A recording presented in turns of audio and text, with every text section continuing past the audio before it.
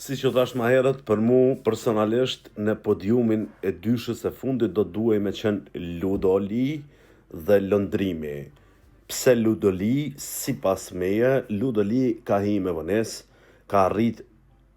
lojtar që e quanin vetën fituz, finalist të fort, ku ta di une, si që është Alba, mi ledzu, mi përdor, mi nxirr jashtë. Labin, e plot të tjerë, dhe kjo është aftësi. Ka arri mi avledzu se çka do të bërin në finalje të reshja për sheshja, dhe sot